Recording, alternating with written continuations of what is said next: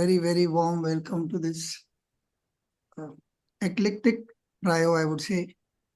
Roopa, of course, some of you might have seen her in the last couple of episodes. She's been coming on as part of a random contemplation on a random subject. She is an Ayurveda practitioner in the UK. We also have John with us. John does a lot of workshops with actors where he helps them with presence, communication, interaction, and many other things that he will perhaps share during the course of this interview. Welcome, John. Welcome, Roopa. Thank you. I have been thinking about the work John does, which I know from his Facebook posts and sometimes receiving mails from him. I choose to define it as presence before he corrected me. But the word presence is very meaningful, very used and abused in equal terms. I was thinking, how do I define here and now if I were to start this process of this chat? So at this point, I had nothing to offer in terms of, okay, if I have to decide what is here and now, how do I define it? So I leave it to John to start with. How do you define here and now for yourself? The here and now is our lived experience of the communication between the outer world and the inner world. It is a sensual experience, and it is based on what we are paying attention to. What is here and now depends on what we are aware of and what we choose to pay attention to. That's why the greater our ability to become globally aware, to open our senses to everything, or at least to more, we can't open our attentions to everything, but to expand the range of our awareness, the deeper our experience of the here and now is. We are literally expanding the here and now, because the here and now is not an objective sort of definable thing you put in a spreadsheet. It's a lived sensual experience.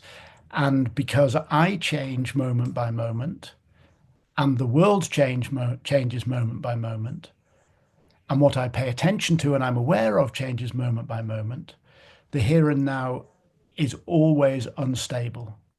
It's always evolving, and we must evolve with it if we are to exist in the here and now, across years, but also across microseconds.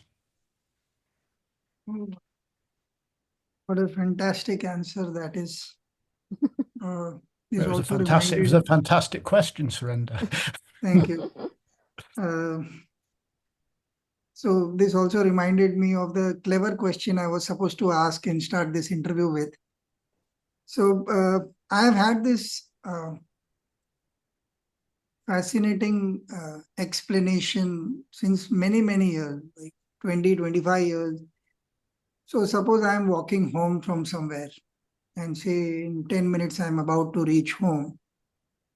And because I know the way home, I keep thinking of stuff.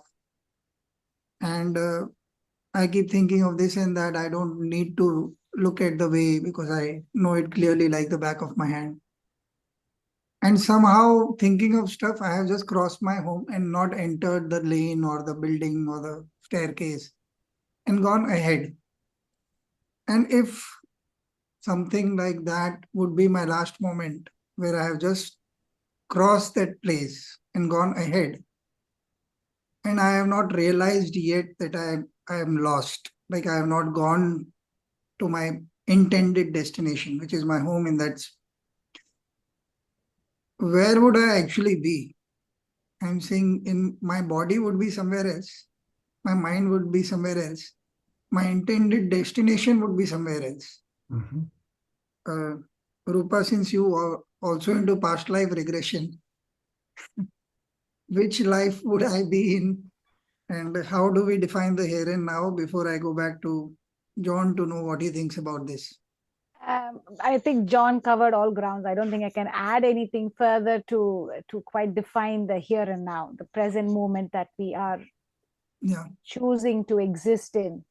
And he covered it all. Like I said, it depends on where your focus is, and the more you expand your consciousness, your present moment becomes that much more richer, that much more expanded, for a lack of a better word. But yeah, that covers it all. John had beautifully put it all together anyway. So it's an integration of your current senses, your like in Ayurveda you say karmendriya and jnanendriya, which is your action points, your sensory inputs, all of it put together and more. It's not just that. That's just your physical body and more. Is what makes your present moment, and it's up to you to make it as richer or as deficient as you want. And the question you just asked about, not being aware and yet being quite aware, about your mind being elsewhere, the body being elsewhere. Neuroscience has gone as far as to call it the ghost in the machine that is driving your body and your path to the destination. So they still can't quite put a finger on it or go beyond that, but they just call it the ghost in the machine, body being the machine. As for where you are at that point, is you are scattered. Unfortunately or fortunately, you are scattered because the mind is in one place, the body is in another place, and your higher consciousness is definitely all over it as well. But you are not a unified existence at that point, if that makes sense. Yeah, of course. John, I like the word scattered. The word that was in my head was similar, slightly different, which is disintegrated. In its literal form of disintegrated. Your question is based on a particular definition of what the word I means. Where would I be? I want to challenge that definition of I, because we live in our lived experience is of individuality, that I am somehow separate from what's around. Reality is that we are integrated with what's around. I talk often about one of the big challenges for Western thought and my knowledge, which is not extensive, but my knowledge of Indian thought and of Chinese thought and of various indigenous thought wisdom structures, suggest that there are ways forward in these thinking structures. But the challenge of Western thought is to move beyond the idea of hyper-individualism, that I is somehow separate from the world, and to move from the isolated self to the interconnected self, to understand that in reality, I am my thoughts. I am also the actions of my body. I am also you. Because what you do, even just if you nod and I see you nod, it changes me. I do not stop at my skin. For me to exist, I need to be an integration of what is inside and what is outside. It's an extended definition of self. I call it the interconnected self in my own writing, the interconnected self. So where are you when you've wandered home and you've gotten to go up your staircase and you're wandering around thinking about something? I think your word, Roopa, is great. You are scattered. You're in all sorts of places. You've disintegrated. And at the moment you go, whoa, where am I? And you look around and your thoughts come into the present moment, you reintegrate. And then you are in the here and now, which of course is the only place we can exist. We only exist in the here and now, and then we scatter away from it.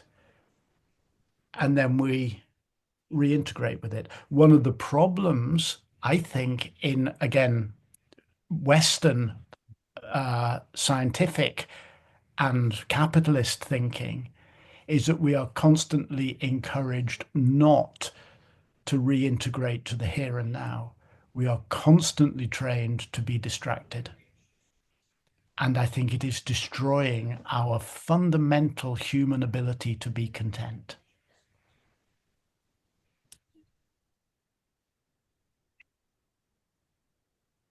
Want to listen more than ask, but there is something that is running in my head in terms of integrating this whole question in one line. So is there a point you start learning this, John? Is there a point where you start learning this because you are a Westerner?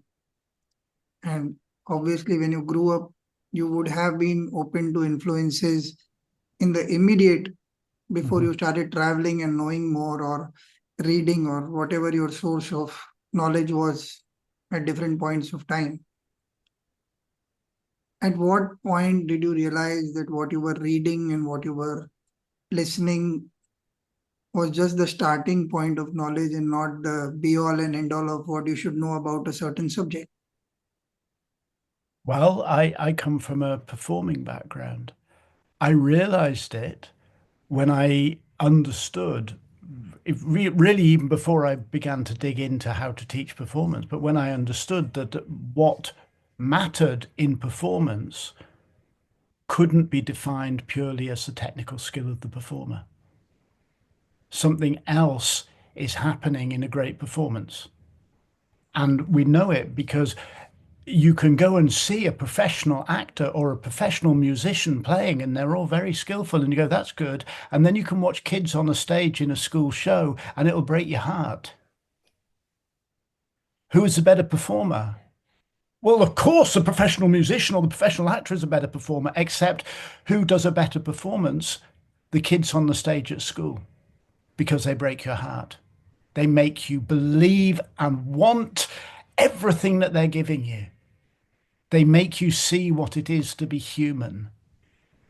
So my realization of the limits of received knowledge came from the question, what on earth is going on that makes me watch a performance of 20 people and notice one of them? Or makes me see a performance where I could list 100 faults, but it moved me deeply or made me howl with laughter? Well, I've seen something where I can come out and go, that was really good, and I've forgotten about it 2 minutes later. As soon as you pause and you begin to, with the necessary humility, look at the mystery of our lived experience, the wonderful, awesome mystery of our lived experience. Why should a bird going tweet, tweet, tweet somehow open my heart? It's a mystery. It's glorious. And you can call it a God, or you can call it a spirituality, or you can. We've got different names. But the portal is to realize that we don't know. And what's more, it's not knowable. All we can do is stagger towards greater insight. And I've worked in India many times. It's been a true delight to get some insight from working in India. I've also I lived in Australia, I got insight from there. I've worked in China, I've got insight from there. I don't know anything. But you say, what's the moment you notice? And it's a moment we can have every single day. The realization that you simply don't know, that the world is more glorious and mysterious than you could ever put words to. Roopa, what happens to the cleverness that we have so carefully collected over the years? John has just scattered away all the confidence. and Sorry the about that. beauty and the collection and this greed of knowing more. And look, I know so much. I can go to this platform and this party and this collection of people and show, look, I know. But suddenly here he says, we don't know. And that is glorious. Rupa, how would you glorify this destruction that he just did with his fabulous answer? Yeah, glorious it is indeed. Definitely very, very much so.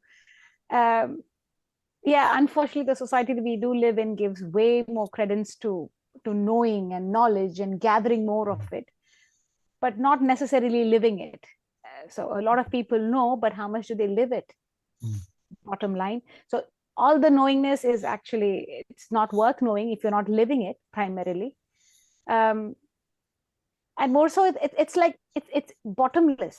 You can have lifetimes after lifetimes and still have things to know and learn and experience. And knowing is just the beginning, like John rightly said. You have to experience it, you have to live it to then get to know, truly know what it is. Knowledge at the beginning is just a mental cognitive process, and that's where it starts, and then you go on to exist in it, live it out. So yeah, I think lifetimes wouldn't suffice, and every tiny thing can be glorious if you really perceive it as that. So the interconnectedness that he was talking about is absolutely the case. Nobody finishes with our skin. We always have, if you truly look at the EMF that we radiate, it goes way beyond. And some people have stronger fields, and some people have less intense fields. But you can feel presence of somebody great, or somebody realized, or somebody who's just happy. Like the presence of a baby is always happy. You never can feel sad in a baby's presence, because they have that moment living, an intense moment living, and they're not overthinking and analyzing and, oh, am I doing right? What are people thinking about me? Is my update today okay? And no, it's simple, in the moment living, in the fullest of possibility, not just sensory, it's just beyond. And that assimilation is what we lose as we grow up. It's Roopa, there's something fantastic. Yes, it's so definitely what you're saying resonates with me. Reminds me of a performance I saw a good 10 years ago now, which was in Manchester in the UK. It was called The Life and Death of Marina Abramovich, directed by Robert Wilson, the American director. And it had in it Marina Abramovich. It had in it Willem Dafoe, the film actor, who's also a theatre actor, who's one of possibly the greatest theatre performer I've ever seen in my life. I've seen him in a number of shows. He is a truly stunning performer. It had Anthony from Anthony and the Johnsons. This was a stellar cast of people who were at the height of their powers. It also had in it, in the opening moments, 4 or 6 hunting dogs. There were dogs on stage as we walked into this large theatre. There were dogs on stage snuffling among bits of bone on the stage. And obviously some of the bones had little treats in, because the dog was go like that. And occasionally the dogs looked out at the audience and then went back to snuffling around. Now this stellar cast, including, Willem Dafoe, he's sort of my hero as a performer, or one of them. Not one of them was as live and unambiguously watchable as the dogs were. And it's not insulting the performers at all. No, it's because the of course. dogs were utterly live. It's a technical thing. The dogs weren't thinking of anything except, where's my next treat? What are those people out there doing? Not interesting. Where's my next treat? Absolute vibrant liveness. And if we as a species believe that we are superior to or different to any other species, we are simply taking our weakness and turning it into a claim of strength. Yeah. Overcompensation. Yeah. Absolutely. There's a lovely word, overcompensation. Yeah. And all the knowledge you talk about, destruction of knowledge, Renda, that all the knowledge we have brilliant. I love reading. I love finding things out. I love information. I love, all of that stuff. But all of it is a reminder to me that I don't know. All of it is a question, all of it makes me go, wow, but that means X, Y, Z. Every book you read opens up 10 more books that you want to read. Every bird song you listen to makes you realize that there are sensory and neural networks inside us that we don't understand. Everything is a question, and that's glorious. I don't knock knowledge ever. I knock the arrogance of thinking that knowledge is an answer rather than a question. Beautifully said. So, while both of you were speaking, there was this thread of thought. I'm trying to combine two questions into one. One was that you answered with that example of dogs being more lively than trained actors or prepared performers. My first reaction when you said that we are this interconnected, for want of a better word, mass of something. And the more we understand this interconnectedness, our awareness and our expansion will be equally glorious in the unknowing. So it kind of took me to the days when perhaps we were animals, or we were animal-like, when we were looking for food and foraging jungles. And so maybe we were a little more true to what we were, whatever we were as a species then. Then you also did say that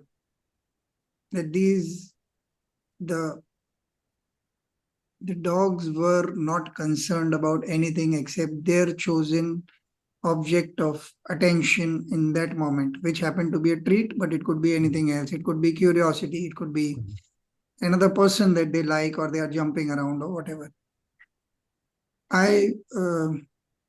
She also used a lovely term saying overcompensation. So let's get a little lower and let's talk compensation first. So compensation being, oh, why would I not be peaceful? Why would I not be, how can I be fearless enough to let the mystery take over? How can I be, for want of a better term, dog-like or God-like, however one would want to see it? How can we reach a point where we are able to do this? Okay, if I can give a response. You see, every morning I go out, first thing I do in the morning is I go outside to the garden and I feed the birds, particularly this time of year. It's bleak, there's not much food out there, it's stormy, it's cold, it's wet, Now, when I start feeding the birds in about September, when I hang the bird feeder on the tree, there's a couple of birds around, but they don't go to the feeder until I'm a long way off. They wait until I've taken at least 20 paces away before they'll come down. This time of year, they're hungrier, but they've also become familiar with me. They fly down to the feeder when I'm only a couple of paces off. So they have learned from experience that I am safe, that I'm not a threat to them. That doesn't make them fearless, or no, it does make them fearless, but that's not the end of their capacity, because they also don't kind of calculate going, well, if he was 4 paces off, he can reach me or whatever. And if he's 5 paces off, he can't reach me, whatever. They go to the feeder secure in the knowledge that what happens, they will be able to respond to it. They trust their capacity to respond. Now we can move straight into acting. Acting is a process of stimulus and response. Something happens, something responds to it. An actor says something, another actor responds. An audience coughs, the actor responds, etc., etc. the bird is living within a world of stimulus and response, where response is flexible and adaptable. They learn from experience. They know, they gradually know that I'm safer and safer. And if I wanted to, I could tame the birds to come to my hand and eat from my hand. I could do that easily enough. It wouldn't be difficult. I won't do it because I don't think it's a very smart thing to do from the bird's point of view.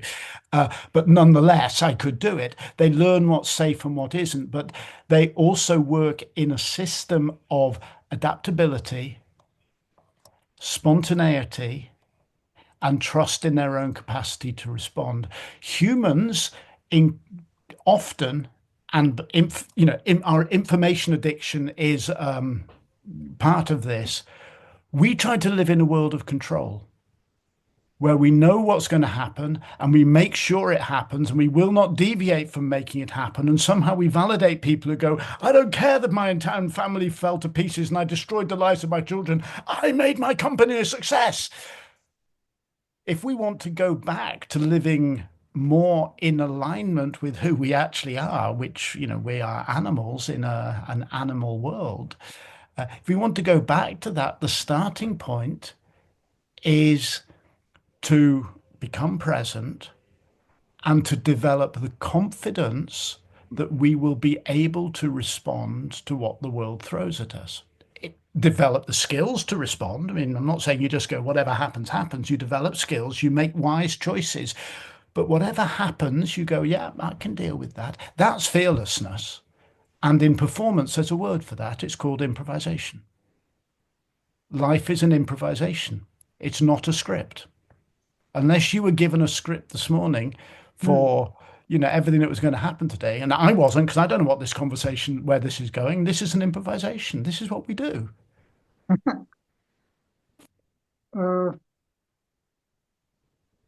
This, in fact, gave me an insight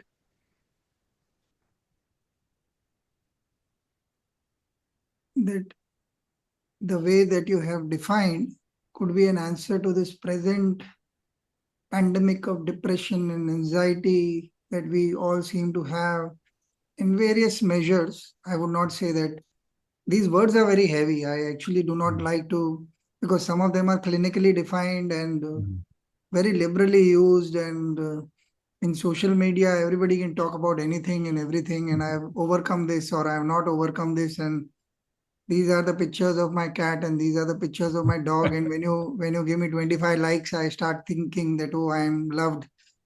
I do not know where that all of that is going. I have no, I for the record, I put a like to everyone who shares anything like that, saying it's okay. In the moment, at least they feel satisfied with whatever they've shared, and I understand the human need to feel loved and respected and acknowledged.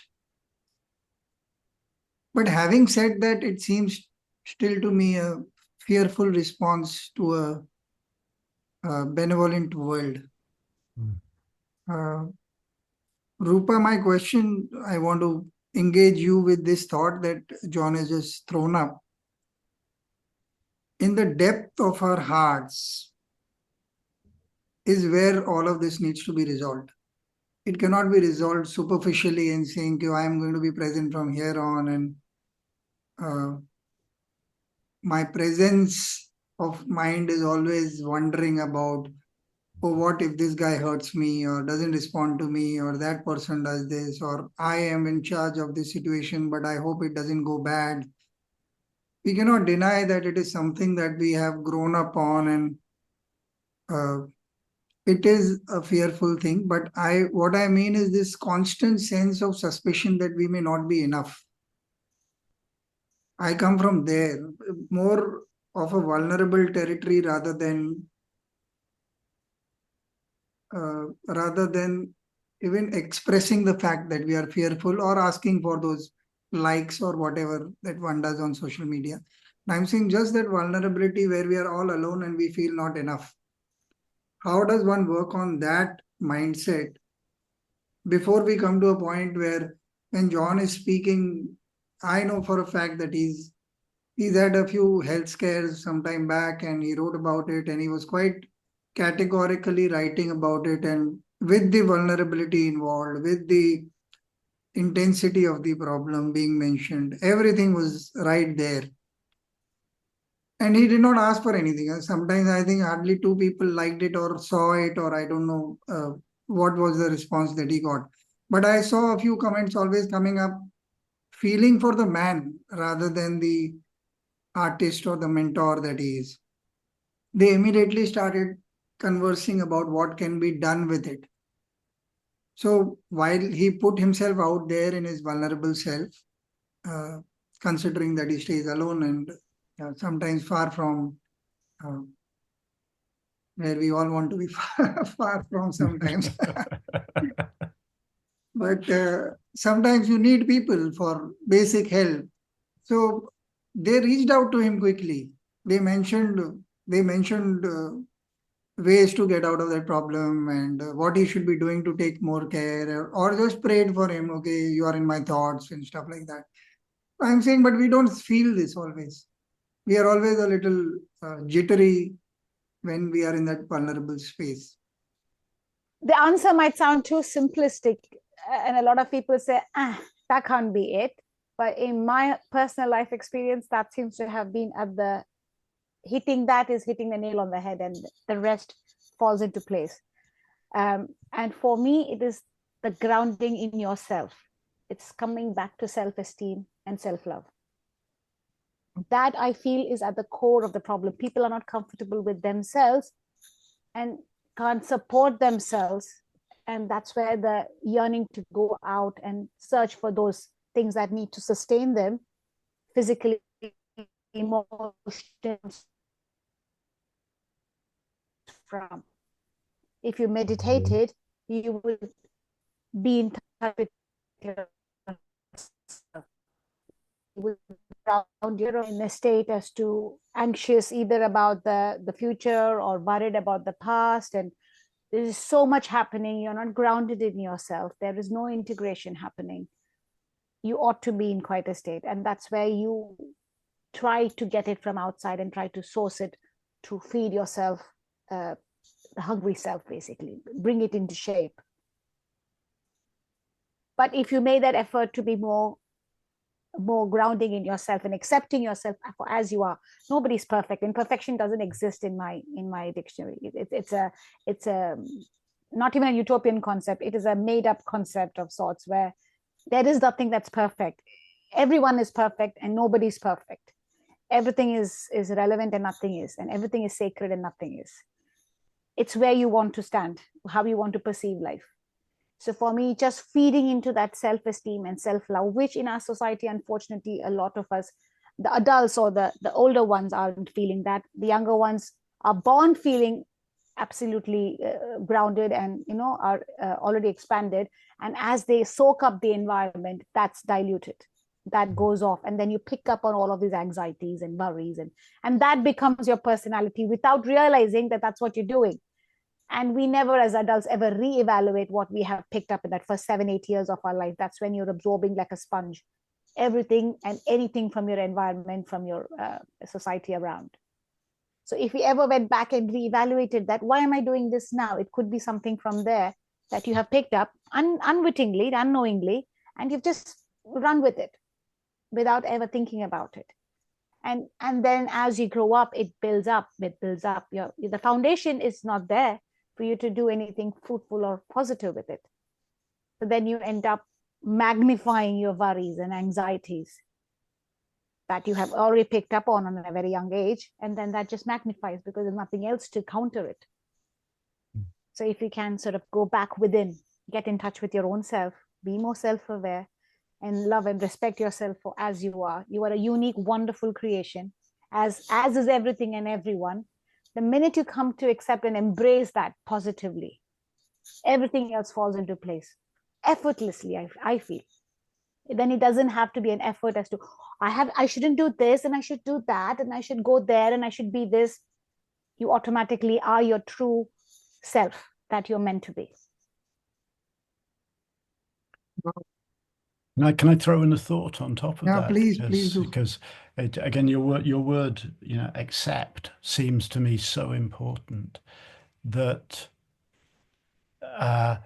self-love, self-esteem, it seems to me, grow from unconditional self-acceptance.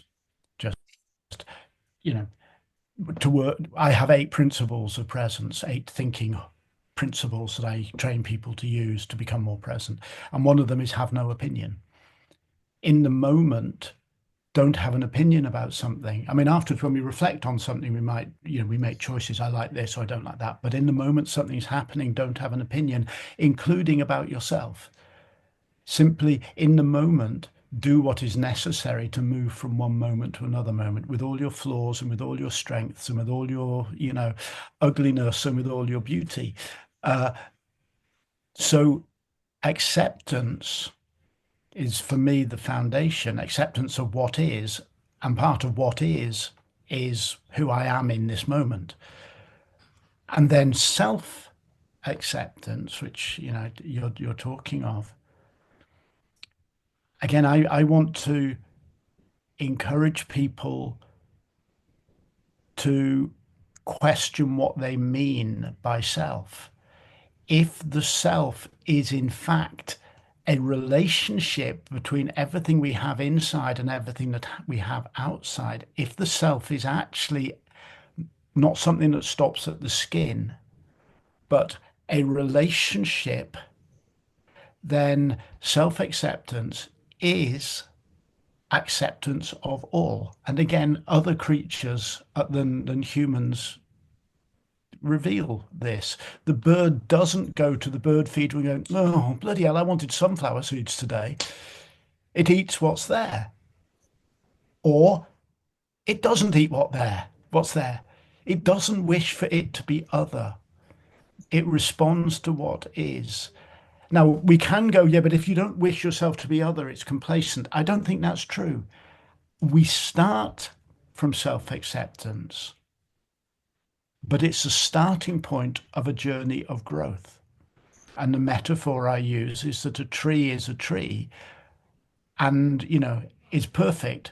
It doesn't stop it growing each day towards the sun. It grows a tiny little bit each day, does what is necessary so that a year from now, it will be a little closer to the sun.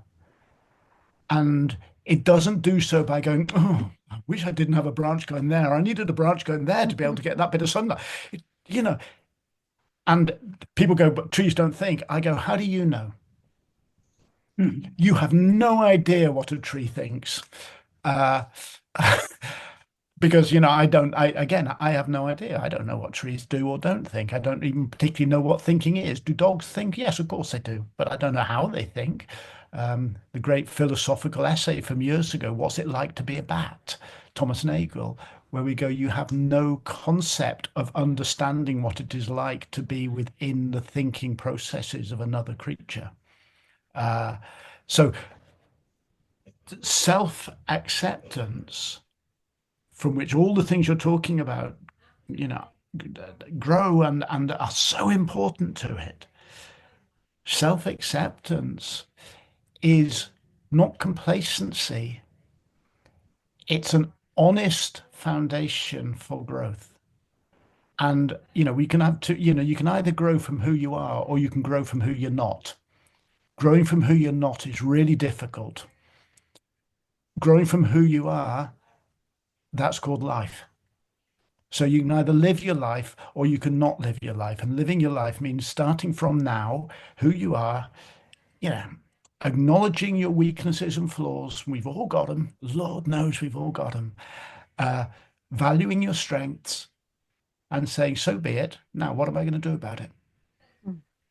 And I think there's a generosity in there that it's also saying to other people, some things about you I find amazing, some things I find frustrating, so be it.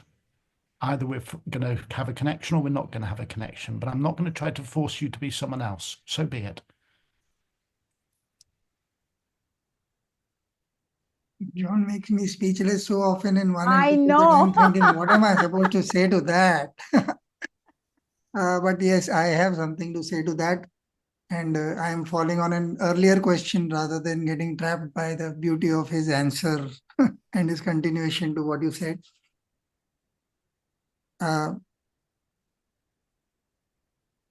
what happens on a bad day when one is really affected by what has happened to us. Yes, we are integrated selves, but I'll just make it as simple as possible. There are people who come and say, oh, I am having a bad day today.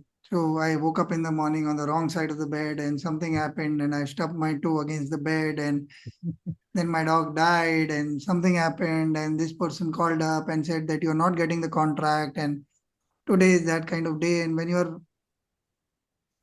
feeling integrated in a manner that the whole world is scheming to keep you sad that day. uh,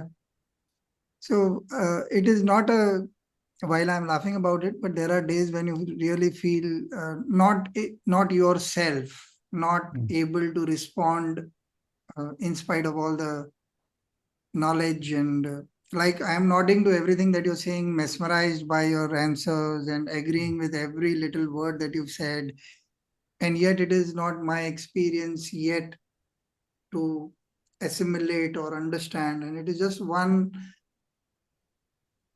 glitter of inspiration, inheritance, whatever you want to call it, that it's just now I'm using your language, that it has just entered me, but it may not be the full experience of my understanding, or I may not use the same words, or I may not understand it the way you meant, anything like that.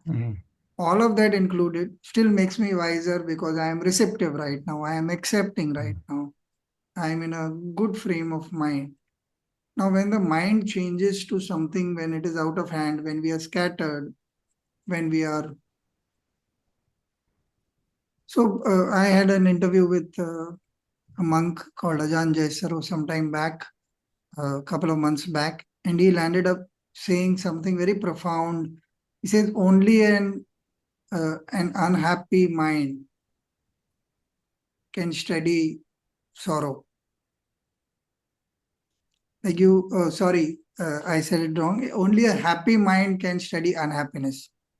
And I thought it was brilliant because all the breakthroughs that one has, you have to be in a state of mind where you are accepting. But my question to you is what happens since you deal with a lot of actors, a lot of people who come to you for varied aspects of their performance.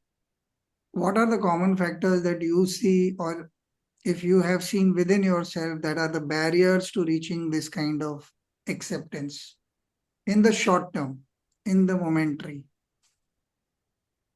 Well, Roopa has already, you've already really touched on this in, I think really accurately, but the things that we have learned from our experience create for us patterns of behavior, patterns of thinking, patterns of stories that we tell ourselves. And the biggest block to people growing, and it's absolutely true in me, the biggest block in people growing is that they don't notice the patterns of thought and the stories that they're telling and the patterns of behavior. So conversations like this and the sort of principles that I work by when I train people, and I'm absolutely certain this would be true of you, Roopa, in your work, the principles aren't about saying, hi, I've just given you an idea, therefore everything's great now, isn't it? That would be naive and it would be unbelievably counterproductive because people would go, no, it's not great, and then go, I failed. What they're saying is, here are some principles that when things are dark, try to access these principles. Just try. Now, we're dealing with self-acceptance. If you try to access these principles when things are dark and you can't, okay, you can't today. Some days, all you can do is go back in the cave, pull the rock over the door, and eat some food. Really, that's all you can do. Yeah. And if you get through the day, super cool. Well done. You know, but the principles are there. The ways of thinking, the insights are there. We get them, when I read the Bhagavad Gita or I read the I Ching or whatever. Principles from across thousands of years are there to tell me how I could grow when I'm able. Not that I have to every day, but and I'm interested in where you go with this, Roopa, because also you're trained in psychology, which of course is based in a Western scientific paradigm, in many ways. And I suspect the same is true in psychology. It's not an area I know an awful lot about. We're dealing with the pragmatics of sometimes. I mean, I've spent my life struggling with anxiety and struggling with, periods of my life where I've been in very, very dark places at times I thought I wouldn't get out of. The principles that I have, been able to explore and discover, and I've learned from other people and things I've developed myself, they're like a tree to hold on to in a storm. They don't stop the storm blowing, but at least I'm not going to get blown away. I can hold on to the tree. I accept myself. I can't. Just, it's okay. It's not. Yeah, it is. It's okay. And then when the storm begins to die down, you realize that the principles have saved you. That's my view of it. I don't know whether that resonates with you, Rupert, from your Absolutely. position. Absolutely. Mm. Absolutely. Beautifully said. Beautifully said. You can't sometimes stop the storm, but you can definitely find a tree to hold on till it abates, and then work yourself up and sort of be prepared for the next storm and be stronger for it. So yeah, absolutely spot on. We've been cutting a lot of trees in Bombay, I have to tell you guys. I know, I can imagine. I've been reading a bit about that, and I go, that is symptomatic of a society that is heading in the wrong direction. Degeneration, that's all it is, degeneration. Yeah. Yes. No So society fundamental. should be based on cutting trees down. The great joy of my life now that I no longer travel very much is that I have an acre of wild land here, and I'm growing a forest on it. I have about 120 trees. I've only planted about 10 of them. There were a lot here when I started, but I plant a couple of trees a year, and long after I'm dead, there'll be a forest here. Yeah. That's so if no human comes and decides to cut it down for some timber. Well, I'm actually quite serious about the thought that when I die, I'm going to see what I can do to make sure that this house can't be sold to somebody, protected lands, yeah. unless somebody, or to cut the garden off from the house and make it a reserve or something. Yeah, I want my trees to survive. Sure, the babies to go on. Absolutely, yeah. So I have something that a friend of mine, she's a green lover, green thumb as well, and she takes workshops in this area. One day I asked her, I said, I live in a completely urban milieu. People are cutting off trees, but luckily where I live, there are a few trees right outside the place where I live. And what is it that you would advise that somebody like me can do on an everyday basis? She says, give them names and talk to them whenever you can. As simple as that. You don't have to do anything else. Yeah. And I think on some occasions when I'm very, very happy with the world as it is, and one of those things, I'm on my bike and I'm on the road, and there are a lot of trees on both sides, and I keep thanking each one of them or just giving them love and saying, keep flowering, keep prospering. And somehow it feels it is responding back. You may, obviously there are things that people who are rational according to the scientific version of the society that we are giving today, that only these things happen and only these things don't happen. And then after 200 years, they change their view and then they say, oh, we were wrong then and today we are right. And it keeps going on. But at that point, nobody says sorry. We are saying sorry to each other for history that was done by our forefathers, but we don't say sorry to nature, who is a constant bearer of all our trials and tribulations that we are causing it. And still, it treats us very fairly, very lovingly, allowing us to regenerate in spite of the degeneration of the mind itself, which I think is a fabulous learning in itself. Roopa, but one question I would want to go back to. I'm sorry I'm being so pessimistic, John, but when there are so many numbers like these, like you have entire countries, entire continents, the political will of the world is so unfair I would call it evil if I believed in evil, but I don't. I think it's just madness for a certain period of time. But all of them getting together and trying to hold on to little pockets of power and money and geography and just going all out and doing things that are insane. We are all human. We are all one in a far greater sense, even if we do not understand the wisdom that John spoke of in the first answer itself. There is a clear-cut need to be one. If nothing else, our survival should draw us there. And yet we seem to be at loggerheads with our own existence, just trying to have a death wish of some kind. Mhm. In this kind of atmosphere, as a person, you yourself, how do you bring yourself to the integrated sense of being that John has spoken about? How do you tell yourself, no, it's okay, and I can't even watch news every day. No, yeah. Now, yeah. there are days when I see the headline and I skip, even if it comes to me through some media or whatever, I just skip it. I don't want to know more, even if it is the most heartbreaking thing and maybe important to know or whatever. I don't want to know it. I've had enough of those kind of news. I would rather go back to figuring out, oh, this lady stays across my street. She seems homeless. Let me go feed her. That is good enough, and I'll just stop there. But I cannot deny the fact that having read the headline or getting the inkling of disaster in every sphere, that it just pulls me down. How do you, as a person, deal with this, and what keeps you going?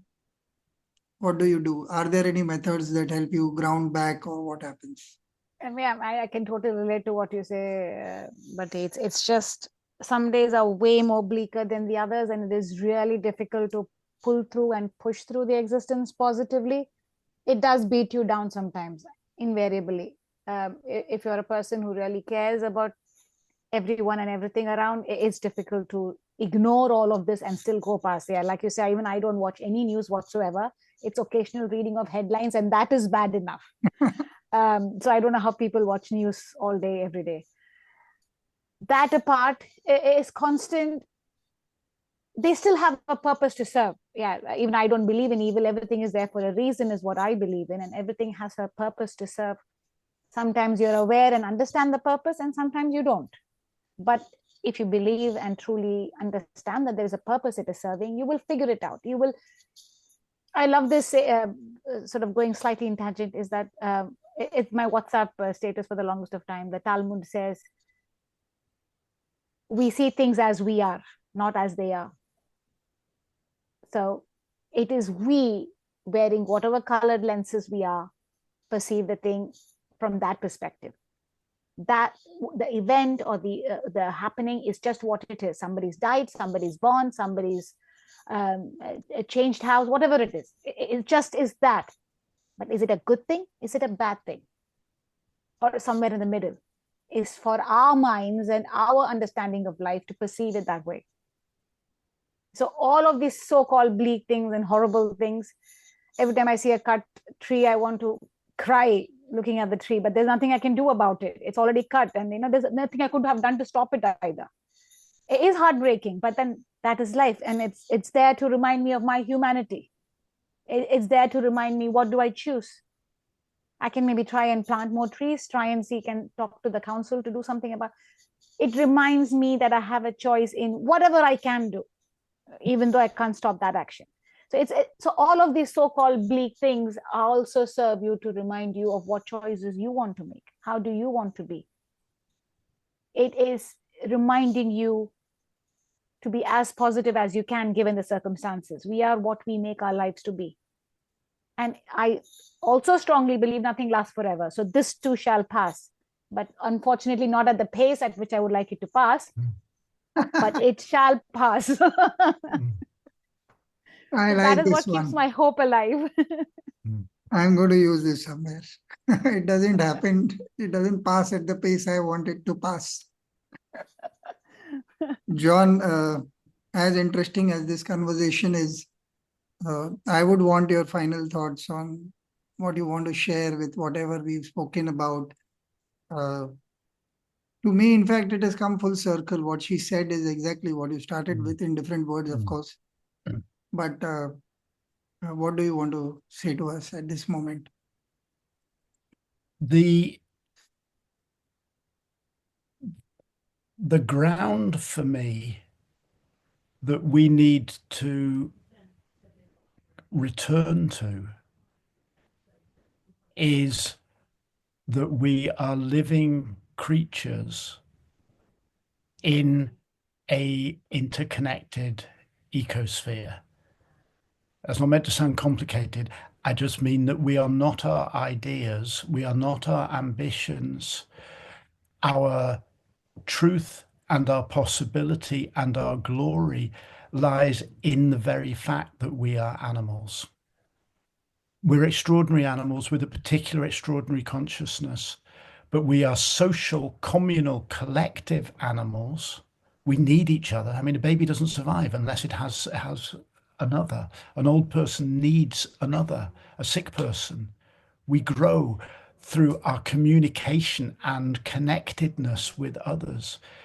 Of course, with my own particular focus, and this is a focus of some of my current writing and work, I argue that the actor is the contemporary lineage holder of the wisdom which allowed us to become human, the contemporary lineage holder of the shaman, of the storyteller, of the person who way back 60,000 years ago, when humans were sitting around fires wondering what on earth the world was, began to create the stories that bound us together. The actor is a lineage holder. Now, it doesn't mean I think actors are the most important people in the world. It does mean I think our creativity is the most important thing we have. Our creativity is our ability to work, to exist within this moment, responding appropriately to whatever the world throws at us. The heart of that is to come back and say, we are not our ideas, we're not our ambitions, we are living, breathing parts of an ecosystem now. And every time we damage the ecosystem or we damage someone else, we damage ourselves. And that's not, that's not some philosophical idea. It's when we pollute the air, we pollute what we breathe. When we cut down a tree, we diminish the ability of the soil to retain water. When we make somebody angry, we put more anger into the world and it will return to us. Now, I know this might map in many ways onto notions of karma and so on. The heart of it all for me is come back and realize you are a living, breathing, sensuous creature alive in a living, breathing, sensuous world. And that's the start and end of it all. We should have a chat where we only allow you to speak and not ask questions. I know. No, it's a beautiful conversation. I really mean it, because the different perspectives, for me, it's all about that coming together of perspectives and ideas, and looking at things from different angles, different ages, different, where you live and all of this stuff. You in the UK, Roopa, me off in Ireland, and you down in treeless Bombay or Mumbai. Wonderful. But like you said in the first answer itself, we are all interconnected in a far more deeper manner than we are limited by our senses, perhaps, to comprehend. Thank you so much for creating this space. Roopa, as always, you are a pleasure to have. And John, you are exceptional. You are indeed, such yes. a joy to listen to. And yeah, you ground us with every word. Thank you so much. It's very kind of you. Thank you very much. Thank and you. to you, Thank you. Roopa. Thank you.